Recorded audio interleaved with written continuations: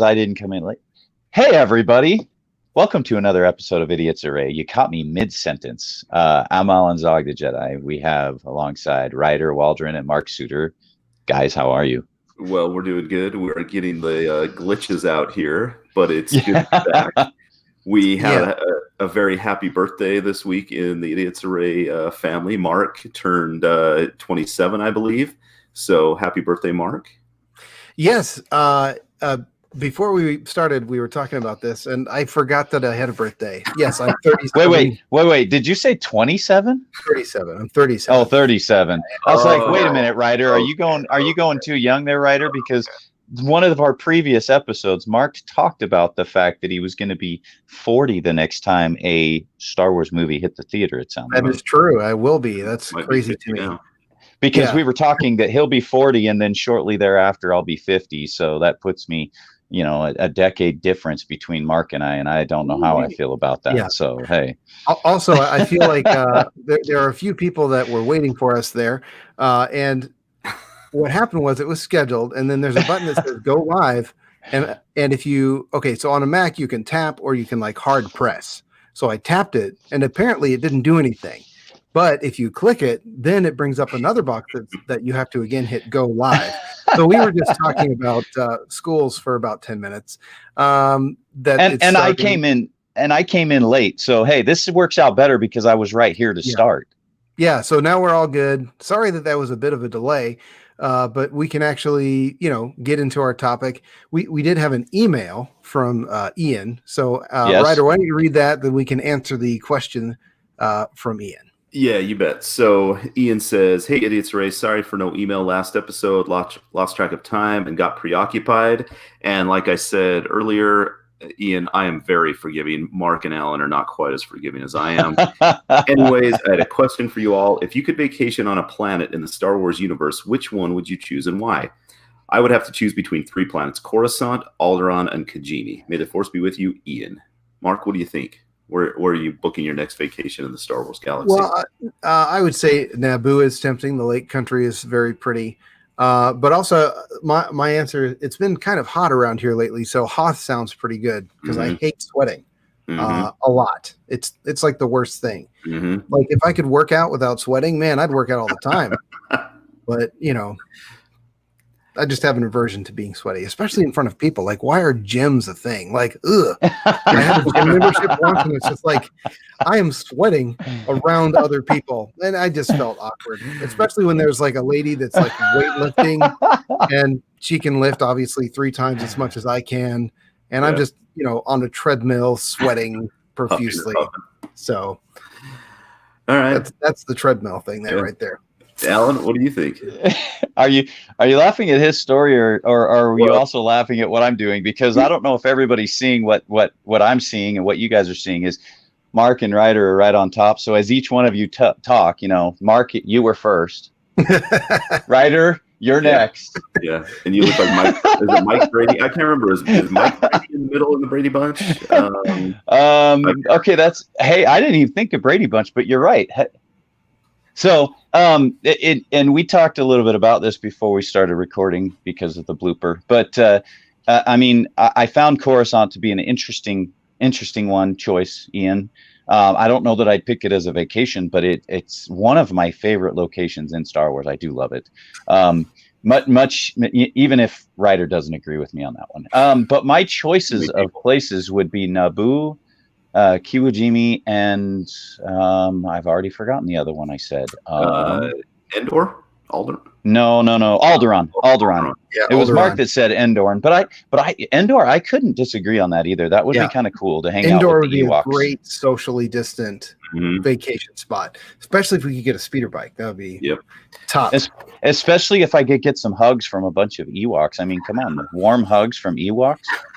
Yeah, well, hey, Ryder, you have to show this the thing behind you there. You have the child from The Mandalorian. We just got one. I had a Target order, $34.75, and it was an item that had to be $35 to ship. Hello there.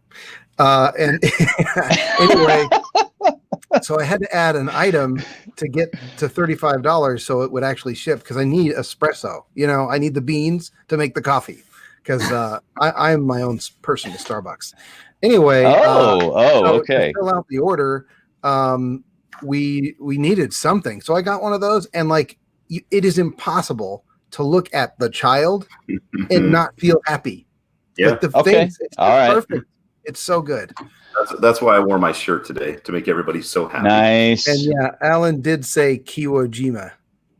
Kiwo Jima, Jimmy, I believe. You're in the galaxy. You know what? I'm mixing up the names. It's okay. Wow, I did say Kiwo Jima. Did somebody make mention of that in the comments? They must have. Yes, so they did. Rural Fallen Boy. Oh, you know what? Hey, we're good. We're all good. It's all good here. We're doing fine. How are you? So that's a boring conversation. Ryder, you haven't told us yours yet. Well, I think I would go Endor. I was in Jackson Hole, Wyoming last week, and it felt like Endor with Yellowstone there and everything. And I just wish I could have rented a speeder bike to kind of tour around. It would have been so much easier and so much nicer. And we saw a black bear like 20 feet from us. It was awesome. Nice. Seeing him eat huckleberries. So it could have been an Ewok. Who knows? I don't know. I'm going to say it was. So I would go Endor. Alderaan would be awesome, but too dangerous. And Coruscant, too many people. Hoth would be probably a close second because anything over like 75 degrees is too hot. Hold on, though. You said Naboo dangerous. Is it because of the? Alderaan's dangerous. Alderaan. Oh, yeah. Alderaan. It was the safest place in the galaxy, though. What's that? Alderaan. Up to a point, it was the safest place in the galaxy. They didn't have any weapons or anything. Yeah, they had no weapons. Yeah. But Naboo would be awesome too. A lot of art, a lot of culture there. So I'll put it this way: Alderaan would be your retirement vacation. Yeah, retirement, like when I'm ready to die. Yeah, permanent retirement. Alderaan got a new moon. Oh, that's nice. Well, hey, retirement's been good. Life has been good, my dear. See ya. See you later. Thanks, Ian. It's a great question, topic to talk about. I like that. All right. You want to get into our main topic? Before we do, can I throw something out there as a topic real quick? Because Sure. I'm a little behind you both. Yes, throw it out just like that. Yes. I'm a little behind the both of you. I'm still reading Rise of Skywalker. Yes, I am slow. I'm pulling a Ryder on this one. Sorry. So I read something interesting that had not crossed my mind. The movies really didn't touch on it, but there's some inner dialogue with Rey when she sees the serpent. Do you guys remember that part? That really kind of caught me when it comes to Jedi beliefs and Jedi, the Jedi way, if you will. How she talked about the healing power of the Force, that she was reading the text and kind of looking into the healing power of the Force and using it literally for what the Jedi always talked about, for good versus for bad. I found that intriguing. We've never heard that talked about in that fashion in all of Star Wars before. Do you guys remember the part I'm talking about and the inner dialogue she was having kind of about that? Yeah, and that is interesting because it is in the sequel trilogy. We've seen a lot of different ways the Force can be used, with the connection between Kylo and Rey. Kylo really getting into Rey's mind almost abusively. Probably not almost. It was.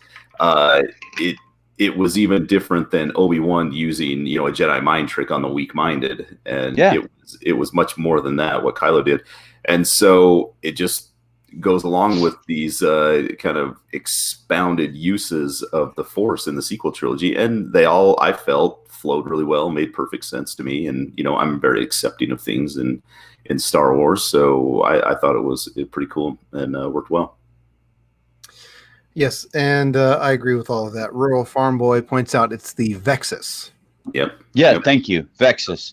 There we go. Real-time fact checkers. Yes, there we go. We'll take it. The Kiwo Jimas. Yeah, the Kiwo Jimas and the Vexus. Yeah, I'm doing really well today. Thanks, Rural Farm Boy. Thank you very much. You might go there for Alderaan reasons. Oh, Nice one. Okay. Oh, anyway, So, let's go to our main. The title of the video, Is There Still Good in Him? Yeah. So what we're going to talk about is the differences between how Ahsoka treated Anakin when he was in the suit versus how Obi-Wan treated him. Ahsoka, when they face off in Rebels, she says, I won't leave you, not this time. But when Obi-Wan sees him again in A New Hope, he calls him, master of evil. He doesn't even call him by, he doesn't even acknowledge that he's Anakin. He's just Darth at that time. And so I want to talk a little bit about how you guys feel about these differences in the way they treated Anakin, how he may have felt about them, and just kind of how the relationships were built off of these interactions. They both had, as far as we know, one battle with Anakin after he was in the suit. Obi-Wan fights him on Mustafar when he's Vader, but he's not in the suit. And then Ahsoka sees him in Rebels. So my first question is, what do you think Anakin's lasting feelings towards each of these characters were with Ahsoka and Obi-Wan?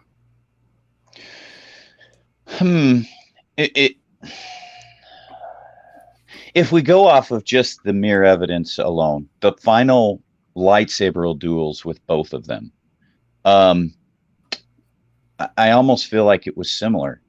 I'm trying to think when he was battling Ahsoka in Rebels versus battling battling Obi-Wan in Revenge of the Sith, for example. I felt like we saw in both cases an Anakin who was all but lost. Someone who had gone the ways of the dark side and really didn't care anymore. And yet he'd lost all feeling towards Obi-Wan. And I still feel like in a way he had against Ahsoka. So I don't know that I differentiate either one. I thought it was the same in both cases. What do you think, Mark? Yeah, well, I think if we're talking about Obi-Wan during Revenge of the Sith versus where he is in A New Hope, I think there's a different conversation there. Because, even after death, Obi-Wan said he's more machine now than man. That's when he has ascended to the higher plane of the Force. So Obi-Wan's carrying some baggage into the afterlife with him. Yeah, I think so. And, he was convinced that Luke had to kill Vader, whereas, Yoda just said he had to confront him. So I find it interesting that Obi-Wan was able to maintain his personality to the degree that he still had a very biased view towards where Darth Vader could possibly end up. So that must have been an awkward meeting. Imagine right after the credits roll on Return of the Jedi, Obi-Wan, so I see you're here. Nice to see you. Yeah, could have been awkward. Yeah. Well, and I want to bring up too, you brought up something interesting there, Mark, that I was already thinking about. Let's look at Ahsoka versus Obi-Wan versus Yoda in all of their thinking. And let's take the entirety of their feelings towards the matter in play. Because Mark, I think to your point, Obi-Wan had some extra baggage, and maybe he wasn't willing to admit there was something left in him. But you look at Yoda. How did Yoda, the master of the Jedi, really handle Luke's understanding that Vader was his father, and his acceptance of it, and then Ahsoka? But was Yoda understanding at that point? Did he still think that Anakin was gone, or did he have a belief that maybe there was something left there? I'm trying to remember the conversations in Empire Strikes Back, and I'm even in Return of the Jedi when he leaves, the final thoughts with Luke. That's a very good question. I don't think Yoda really expresses a personal opinion there. Yeah, right. I think we can sort of Monday morning quarterback it, if you want to use that. Yeah, I like that. I like a sports analogy coming out of Mark's mouth. If you look at Yoda's conversation with Luke, he talks about, failure being the greatest teacher. And, Yoda had clearly learned from his failure that direct confrontation with Palpatine was unfruitful at best. Confrontation, as Luke showed, doesn't necessarily even have to be physically in person. Right. So, and Yoda, he didn't, I guess you could look at it this way. He didn't even want Luke to go and face Vader at that time because, undo everything your friends have worked for. That's the sort of philosophy that he was expressing at the time. So I think that the change in him between Empire Strikes Back and Return of the Jedi is simply one of finish your training. Right. You're not ready to confront him. But because he did confront him, it sort of forced all these events to go into motion. And now he has to confront him. So, and I wonder what the thoughts were Yoda at that point in time, because you go to Return of the Jedi and Luke talks about how he found out his father, and Yoda says, he told you, did he? And Luke's like, well, yeah. He says, why didn't you tell me? And Yoda called it unfortunate. And I don't know that he says it's unfortunate because Vader's evil. I think he says it. In fact, we can look at that. It's unfortunate. And he says it right there, because you rushed into your training. It's unfortunate because his concern now, Yoda's is Luke going to lead with his emotions like Anakin did? And is there a concern there? And I think there's something to consider there versus Obi-Wan obviously holding a grudge against Anakin and Vader. I think Yoda, on the other hand, understood the big picture. And we know that in The Last Jedi too. We see where he embraced that big picture very early on. Yeah. And, you got to think in Empire and then to Return of the Jedi, there's about a year in between. But so from A New Hope to Return of the Jedi, it's been about 4 years, and Luke's had a lot put on him in that 4 years. His aunt and uncle died. He was told by Obi-Wan that Vader killed his dad. Now he's fought Vader. Now all of a sudden he finds out that Vader is his dad. He finds out that Obi-Wan basically lied to him. Luke's carrying a lot of baggage around. And so, yeah, it is unfortunate maybe that he, maybe Obi-Wan didn't need to say that a young Jedi betrayed and murdered your father. Maybe he could have just said, we'll talk about your dad later on. Right. But, Luke's going back and forth. We'll have this talk another time. Yeah, let's just talk about this later on. The reason I came up with this topic is from some messages that we had gotten from Dave Hackerson, and he had mentioned that Ahsoka never gave up on Anakin. She was there even when she faces him as Vader, and I can't remember if she knows. I don't think she knows that Vader is Anakin. I think she has a really good idea, but she says, Anakin comes down on the top of this TIE fighter, or Vader does, I guess, but it's a very Anakin move. And Ahsoka says that I have this written down, I will avenge his death. And Vader says, revenge is not the Jedi way. And Ahsoka says, I am no Jedi. So I'm wondering if the reason Ahsoka didn't give up on him is because she wasn't a Jedi. And the Jedi are taught, which Obi-Wan was as Jedi as the Jedi get. Obi-Wan was taught to let go of those people that have died or moved on or whatever. Right. And so David pointed out that Obi-Wan, after Mustafar, his main goal was to protect Luke, so Luke could come back and take care of Vader, basically kill Vader, maybe take down the Emperor and take down the Emperor also. So I think, putting myself in that position, if I find out that maybe I've done some bad stuff, I have one person that is saying, I still care about you, I still love you, I'm here to help you, versus somebody that's saying, you're only a master of evil, you're twisted and evil, you're more machine now than man. That those two differences are going to really play on my emotions a lot. And I would more gravitate towards the one that I cared about, or the one that cared about me. And in the Clone Wars, when Vader finds Ahsoka's lightsabers on that planet in the snow, I would love to be able to see his facial expression. You can read his body language, but it doesn't seem like he had anger at that time. Like, if she's still alive, I need to hunt her down and kill her. But it did feel like with Obi-Wan, his main goal that kept him going was to kill Obi-Wan eventually.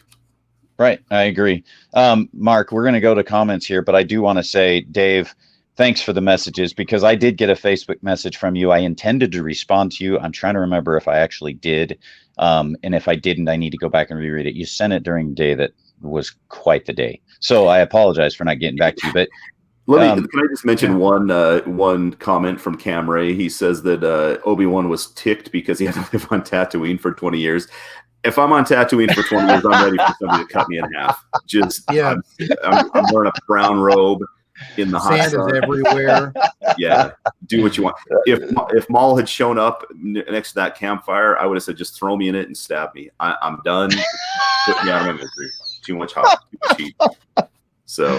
Oh, that's fair. That's fair. Yeah. What are some of the other comments, Mark? You mentioned there were some others. There's a couple I think we should get back to later that are not necessarily related to this topic. But Cam Ray says, I wonder if Kenobi series will have another confrontation of sorts that drives Obi-Wan deeper into his feelings towards Vader.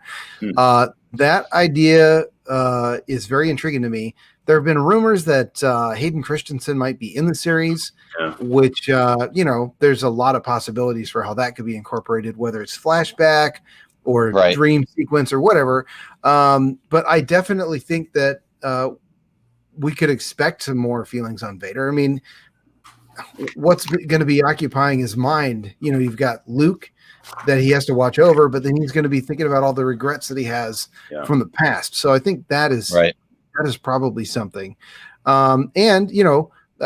mentions, or just knowledge of what Vader is doing throughout the galaxy. And it's like, well, yeah, I mean, if I was Obi-Wan, I would be keeping track of what Vader's doing. Right. I have I've said that a good Obi-Wan series could see a Force-sensitive person landing on Tatooine and Obi-Wan just trying to get them out before Vader shows up. So that, maybe that person dies, but whatever. He's just like, I don't want to attract any problems to Tatooine. I'm getting you off planet. Like I could see that happening. And somebody agreed with you about something. Rural Farm Boy said, Alan, you're on point. So congratulations. There's the first time for everything. Yeah, Ryder, whatever. Thanks for that. It's nice to be agreed with. Yeah. So David mentioned one other thing about Obi-Wan's failure. So he says that in the sense that that Obi-Wan had given up on Vader, he had just thought Vader was a lost cause. He doesn't think there's any way to redeem him. David said that in that sense, Obi-Wan's failure was complete, but it wasn't his failure as a Jedi. It was his failure to continue pushing to bring back his apprentice and brother to the light. So I don't feel like Ahsoka ever gave up on that light, but it does seem like Dave said, that Obi-Wan had given up on Vader. He was just gone. Yeah, I think he had done so. Yeah, we don't know what Yoda thinks because Yoda just said it was unfortunate that he had to leave so fast. Yes. I don't know. It's interesting because with Count Dooku, he had turned to the dark, and there's never mention of bringing him back or trying to redeem him in the Clone Wars at all, or in Attack of the Clones or Revenge of the Sith. It's just that the Jedi are just, maybe they've got too much going on. They're fighting wars all over the galaxy, but they never mention, like, maybe we could bring him back into the fold. Maybe it's because they don't know that he's turned to the dark side. They just, Kiadi Mundi says that he's a political idealist, and so maybe they don't see him turn to the dark side. They just see him as, he changed his mind on some things and he's doing something different now, and they just happen to be opposed to what we do. But it's interesting they never talk about bringing Count Dooku back. So, and it, unfortunately, the greatest Jedi that ever lived, we never got inner dialogue from him, or we haven't to this point, about how he felt about his former master leaving. Mm-hmm. Yeah. And I think maybe that statement you just made might be worth looking into, if we could get some thoughts from Qui-Gon as to how he felt that former master and friend left. Because I think there was something to be said there, because we've read from the Obi-Wan, Master and Apprentice, right? Mm-hmm. We've read from Master and Apprentice the dynamic between Qui-Gon and Obi-Wan. We got glimpses of Qui-Gon and Count Dooku, which in some ways tied into what Count Dooku said to Obi-Wan in Attack of the Clones, right? So I would be curious to see where Qui-Gon stood on on Count Dooku's leaving the Jedi Order and his political idealist forms of thinking at that point in time. Yeah, one of our listeners, Garrett, he had mentioned to me earlier that he would like a backstory on Qui-Gon. I think that would be interesting. Absolutely. Yeah. So, and you know, I don't know. There's the other thing too is name a time when the Jedi Order as a whole was attached to one individual as they were to Anakin, and maybe you take Mace out of that because he wasn't. He seemed to see him for what he was. Yeah. But outside of Mace, you know, some had their doubts. But name the last time, I mean, that we know of. When was the last really true Jedi that the Order really took to like they did to Anakin? Yeah, he was probably very divisive, I'm guessing. Well, Master and Apprentice. What? Say that again, Mark. Master and Apprentice. The guy that. Oh, that's right. The guy that was on the planet that they went to. Yeah. I can't. It starts with an R. Yeah. He was. Wasn't he Qui-Gon's or not Qui-Gon's? Wasn't he Count Dooku's other apprentice or other Padawan? I think that's what he was. Yeah. Do we have Claudia? Mark's looking for the book right now. Wow, he's bringing it out. Bringing it out. Master and Apprentice. Yeah, I'll find his name at some point. But I think that's a good point, Mark. I hadn't thought about that, but right. I mean, I think Ransom something like that. Ransom Castro was from. Sorry. Yeah. He lived on. But you're right. It's that Ransom lived on Kawimi or Kajomi or wherever. Alan. Yeah, Rael Avaros. Rural farm boy. They beat us to it. You know, something tells me that something tells me that neither of you nor Rural Farm Boy will ever let me forget this. The slip of the tongue. You guys will never let me forget this. That sounds like a Beach Boys song. Wish they all could be Cuban girls.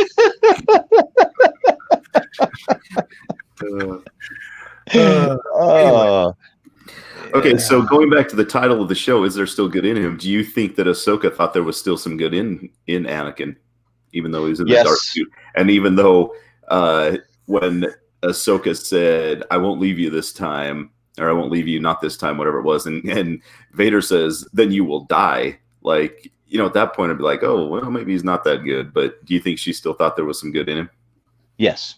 Okay. I mean, Luke did. Luke felt there was good in him, and Vader had just cut his hand off and, you know, threatened to kill him and everything like that. So, yeah. So did Padme. Yeah, Padme still thought there was good in him. Yeah, and she had just been very violent with her. So, yeah, you're right. Mark, you didn't answer the question. Do you think Ahsoka thought there was still good in him? I think so. I mean, I think there was a lot of going back to a comment in the chat. There was let's see, because I think this ties in. Obi-Wan sees Vader as a brother that betrayed him. Ahsoka sees him as a brother who was in pain and failed her. Similar as the differences family members look at a family member. Yeah, that's good. So, yeah, I mean, I think that's a very good point there. And that kind of ties in what I'm going to say. Basically, let's say that you came up in a very fundamentalist church background and you later found a less judgmental sort of place to be a part of. It really does impact the way you feel about yourself. I mean, that's one part of it. But you notice the conversations that people have about others. And so you can see it as the judgmental side of Obi-Wan and the Jedi. And then on the other side, you've got Ahsoka and you've got Luke eventually who sees the good in him. And then, you know, Leia can see it with Kylo Ren / Ben Solo as well. And I think that there's, when it's a parent or a sibling or a child of yours, you're definitely going to feel different about it than your peers. Right. So, like, you know, one of my brothers, he's not a black sheep now, but he was definitely a little bit more wild I would Mhm. say. And the main thing was he was so similar to my dad that they never got along for the longest time. Like dinner would end with one of the two storming off, And, I think that after a period of time, he definitely cooled off and we all get along great now. But somebody from the outside of the family who would know of our situation, depending on what church we were going to at the time, might be very judgmental of him, my brother as a person, or some people might side with him against, the way that my dad treated him, quote unquote, Right. when really it was just mostly a clash of personality. So I think that plays a large role in this. And I think that Obi-Wan, coming from the Jedi Order and from all of that dogma that sort of put the Jedi in a perilous position in the prequels, like George Lucas really showed, and this is why the Jedi fell and why they kind of deserved it, but mostly how they got themselves to this point. And I think that that's kind of all the baggage that Obi-Wan is carrying forward with him in his view of Vader, because, now he's just evil. Right. And so, you're talking about Dooku. Yeah, they never really did talk about trying to redeem Dooku. But then again, nobody was that close to him that was still around except for maybe Yoda. Right. And the ones that knew him didn't think him capable of these things. So, Right. So basically I would say that Ahsoka has a different view because she's not in the Order anymore. Yeah. And she's found maybe a purer strain of the Force. And Luke doesn't feel that way because it's his father. And he's like trying to find the good in him. Yep. Yeah. I'm gonna build off of you for a minute there, Mark, and kind of continue that thought process, because Ahsoka also something that we didn't, maybe wasn't mentioned here. She came from the same mold that Anakin did, right? We talk about this very early on when she was introduced to him in the original movie that was released, that he felt like she was reckless, that she was very much, she'd rush into things, which is interesting to me because that's how the Jedi felt about him.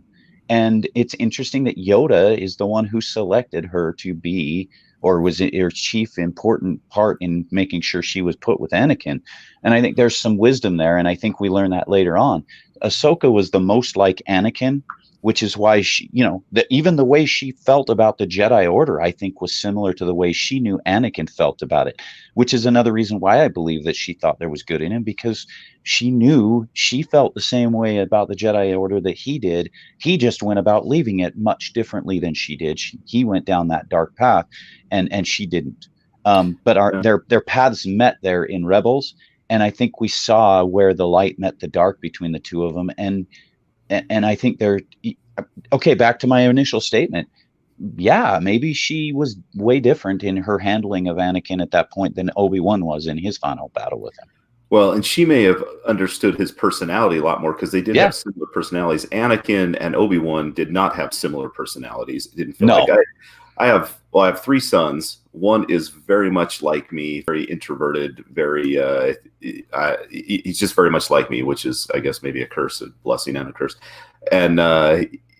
And so my wife's personality is not like that. So she'll have to ask me, like, how do you think he's feeling? Like, he's awful quiet. Do you think he's mad? Do you think he's bored? Do you think he's sad? I'm like, no, I think he just wants to have some alone time. And so I think Ahsoka could understand Anakin's personality much better than some of the others.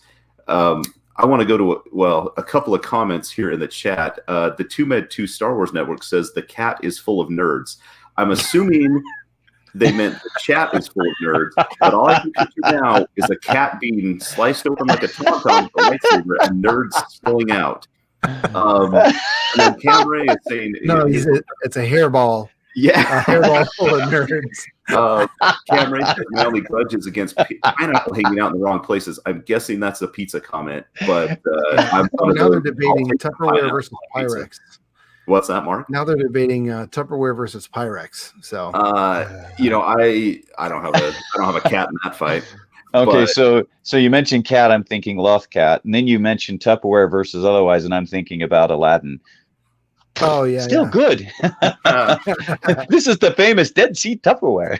Pyrex would survive on Mustafar much better than Tupperware. Yeah, maybe.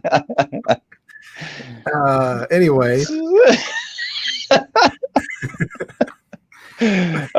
was a good move from. There were a couple of comments earlier that didn't really relate to the topic, but I think are worth noting anyway. So Rural Farm Boy said, since ESB, that's Empire Strikes Back for you non-nerds out there, of which there are none here. Every next Star Wars story shows the Force used in a new way. And I think, yeah, definitely. Keeps building up. And then the 2Med2 Star Wars Network, which I think everybody's calling Michael, if I'm reading that correctly. Rey was the most knowledgeable Jedi. She had the ancient texts. And for that one, actually, I would like you guys, if you're interested, Tarkin's Top Shelf, we just had Alden Diaz on from a podcast that now escapes me. I feel horrible. Anyway, I'll look that up. But he and Becca and I discussed that very topic of, starting with the track A New Home, how John Williams named that final piece of music when she's at the homestead, and people taking issue with that. But really, ultimately landing on maybe she is the new home for the Jedi. So anyway, that's a long discussion. Yeah. So if you're interested in that, Tarkin's Top Shelf, we did that. And Robin Williams does indeed rock. Yes, absolutely he does. Nanu. One of my favorite movies is Mrs. Doubtfire. I mean, that thing never gets old. It's just amazing. Yeah, Robin. I love that. I'm cut from an old cloth because Nanu. I loved the Mork and Mindy show. Yeah. Very, very much. Yeah. So, well, I have another question here with Obi-Wan. When he tells Luke in Return of the Jedi that, if you don't kill him, then the Emperor has already won. And Luke had already said, I can't kill my own father. Do you think Obi-Wan is... He doesn't want to admit that there may be some good in Vader, because then he would have to live with more guilt and more regret. If he just says that, I cut him down on Mustafar because he was pure evil, there was no redeeming him, there was no hope for him at all. I've seen what had happened to him. If he can say that, then he can say, okay, yes, he's got to die. Like, there's no way he can live in this galaxy and we can still have freedom here. Do you think that has anything to do with him wanting Luke to kill Vader, wanting Luke to do his dirty work, basically? Maybe. You bring an interesting point up, though. Look at, did Obi-Wan in Revenge of the Sith, he was reluctant to face Anakin. Why? Is it because he knew he had to kill him? So then he goes in and has to kill him. And so then we go to Empire Strikes Back to A New Hope. And at that point in time, he knew that the job wasn't done and Luke needed to finish the job. What was Obi-Wan's reason for going for number one, not wanting to see Anakin? Number two, what was his plan when he went to see Anakin? Was it to kill Anakin? Well, he said, "Send me to kill the Emperor. I won't kill Anakin." Right. So yeah, what I always think at this point is, why didn't Obi-Wan and Yoda go kill the Emperor together? Maybe that would have been too difficult. But why didn't they go together? And then Anakin was the lesser of the two evils. He was less of a threat and possibly still redeemable at that point. Palpatine, he was far gone. There was no good in him at all. And I always wonder, why didn't Yoda and Obi-Wan go fight Palpatine together? My first thought is that Yoda thought that Obi-Wan needed this challenge with Anakin, and maybe it was to show that Anakin, there was no good in him, or maybe to help him feel that there was still some good in him. I don't know, but I always wonder what the motivation was for that. I think about it. Yoda got sort of a glimpse of the future in that sort of partial season of the Clone Wars.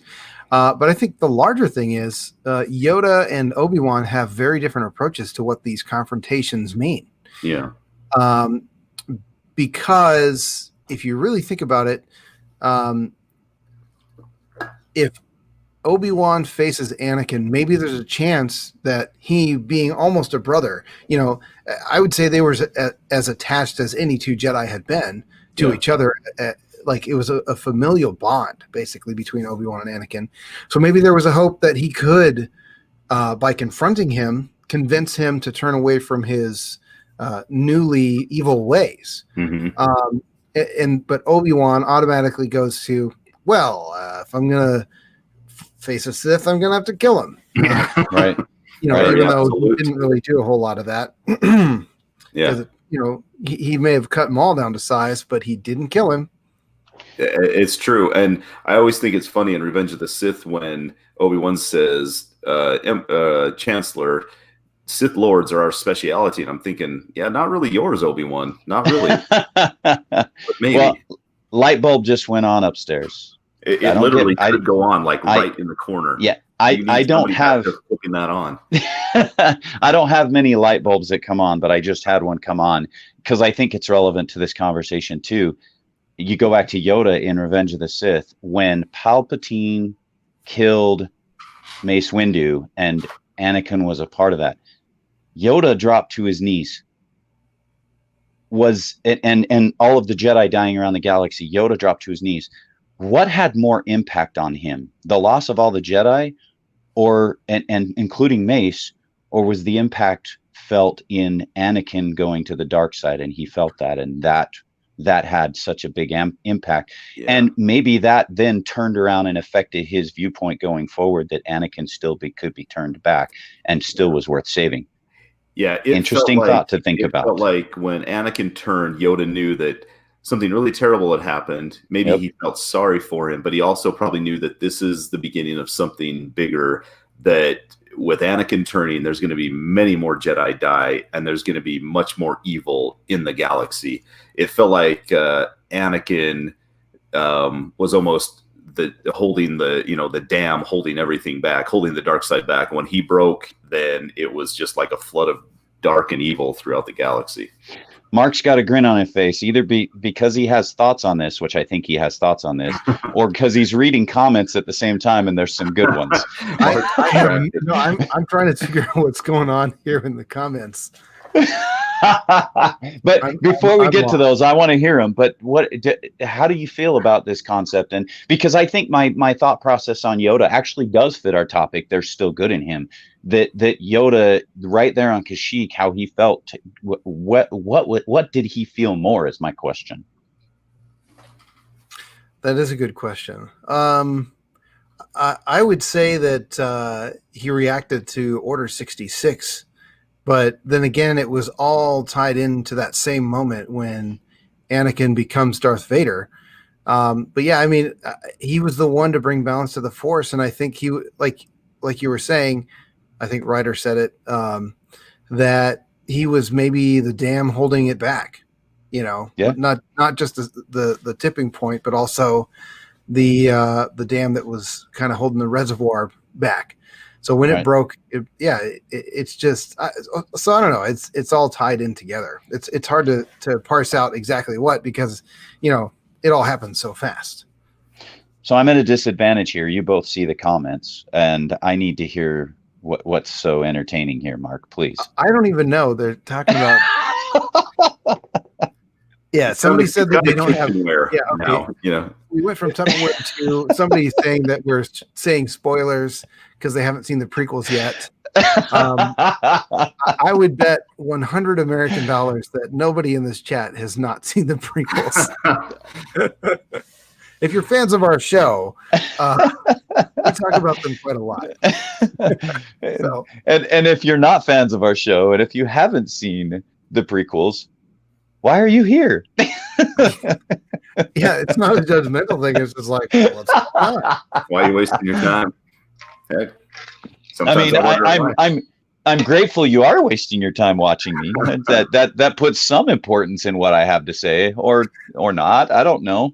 Well, but apparently, because it's a distraction in these isolated times. So apparently Tupperware and cats seem to be more entertaining than we are anyway. But Cats with nerds.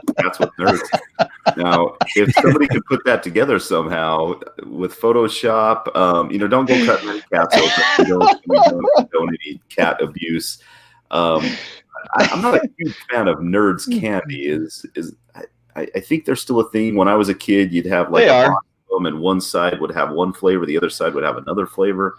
Yes. You know, I haven't had those in decades. Now they have nerds and rope. Yeah, they have that. Now rope now they nerd. have nerd rope. Yeah. Yeah. Mark's face like, what, nerd rope? Really? Yeah. What? It's taffy with nerds packed. Yeah, I'm a little bit out of touch with the candy game. I prefer a higher class candy, but you know, that's I haven't tried a new candy since 1972. you haven't been alive since 1970. Yeah, you weren't even alive. You weren't alive then. I was almost thought of in 72, but you know, you weren't even alive. But I was born in 1983. I'll give you that. So, but no, I just realized though that I haven't tried a new candy in like forever. I'm so boring and old and lame. But yes, Rural Farm Boy, somebody should get me my $100.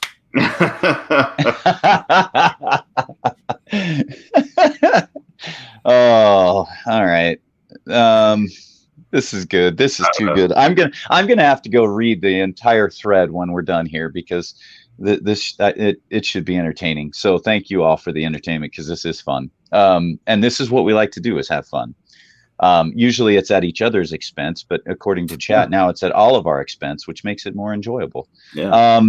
Any other thoughts, Ryder? Was there something else you wanted to touch on with this topic? I think we've hit rock bottom at this point, so we probably ought to wrap it up. Yeah, we've been there, and we just keep getting lower. Yeah. Yes, we do. It's 96 degrees. I got to get outside while it's still cool.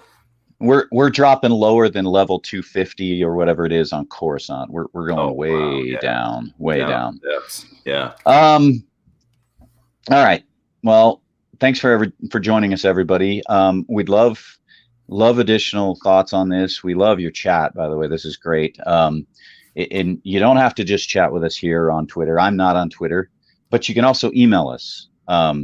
Ryder, let's go ahead and remind everybody where they can get in touch with us. So you can email at idiotsarraypodcast@gmail.com. You can message us on Twitter, follow us on Twitter at idiotsarraypod. You can message me on Twitter. I'm at Ryder Waldron DDS. And if you like this YouTube deal, then and the live shows and everything, let us know, and we will try to give a little more heads up before our next show, so we can have more people involved. But this has been a lot of fun. I know how it works now. We do, and we know we missed show up almost on time. we missed a whole 15 minutes of dialogue of pure enjoyment prior to the recording coming on. But only about 10 minutes. So okay, fine. I'm over exaggerating. It's okay. Right, or Mark, what about you? I have no idea. No, I'm at Mark E. Scooter on Twitter. You can also hear me on the Tarkin's Top Shelf podcast whenever we have a show. There are books coming out. We talk about them. There are interviews with authors and other people. Those are there as well. And also, we're all part of the Pitiful Little Band network. Yep. And that's all for me. Alan? You can look up Jedi Zog. You'll find me on Facebook. And then again, you can email us. I will read your emails. We all read your emails. I do check in on the Idiots Array Twitter once in a while. It's been almost a year since I've been on Twitter as a whole. So, but yes, you can reach out to me at those places. I would encourage everybody to check out our YouTube channel, to like it, to share it, to enjoy, watch some of our videos there. Of course, listen to us where you can listen. Follow the Pitiful Band, because we have a good group of guys, or good group of guys and gals, a good group of podcasts together that we share our thoughts. And every once in a while, the five of us do get together and talk, and that's enjoyable. So, can't think of anything else. Thanks everybody for joining us live, and for always listening and supporting us. We appreciate that very much. We'll talk to you real soon. May the Force be with you.